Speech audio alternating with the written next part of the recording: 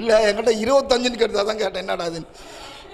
12 வருஷமாக அவளுக்கு உண்டாக வியாதிகளை கர்த்தர் உண்டாகாதில் எத்தனையோ டாக்டர்கள் வைத்தியர்கள் அத்தனை கைவிட்டார்கள். எங்கெங்கே பணம் போனால், எங்கெங்கே வாழ்ந்து போனால், எங்கே ஓடினால், ஆனாலும் அவளுக்கு சுகமாகவில்லை என்று பயந்து கொண்டிருந்தாள்.